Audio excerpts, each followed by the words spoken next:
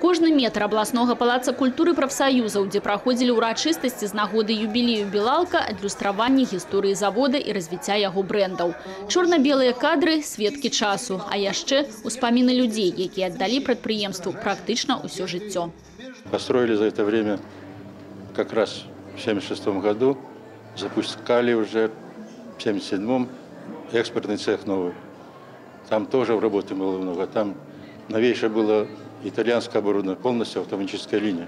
Зараз «Белалка» – высокатехналагічнае прадпрыемства. Толькі за апошнія гады ў мадэрнізацыю галаўнога завода і двух філіялаў Івацэвіцкага і Бродніцкага спіртзаводаў укладзены дзясяткі мільёнаў долараў. Сёння вытворчай магутнасці лікёркі до 2 мільёнаў дэкалітраў у год. Колькасць найменняў прадукцыі – больш за 70.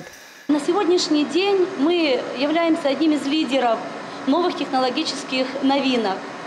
На нашем заводе внедрена непрерывная схема приготовления сортировки.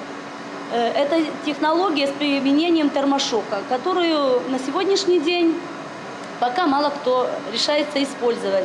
Внедрены новые изделия.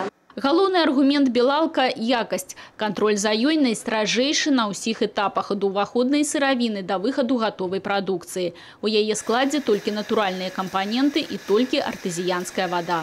У нас своя артезианская скважина, своя химводоочистка, то есть водоподготовка. И мы на выходе получаем воду высокого качества, которую используем для приготовления наших изделий. Якасць прадукцыі «Белалка» сёння высока ацэнена не толькі ў Беларусі. Гран-пры, залатыя, сярэбраныя і бронзавыя ўзнагароды, прызнанні на міжнародных конкурсах. Полсотни стран в мире знают продукцию, но стабильно поставляем. Вот в этом году около 15 стран. Разово мы всегда 5-7 стран в год поставляем. В прошлом году мы поставили 30% продукции на экспорт. Это само за себя говорит, что не только на внутреннем рынке пользуется популярностью, но мы успешно конкурируем по цене и по качеству за пределами нашей республики.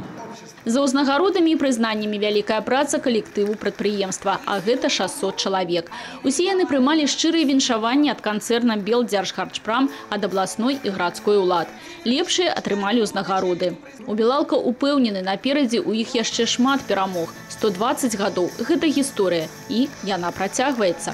Людмила Салзина, Тыграна Капян, телерадиокомпания «Брест».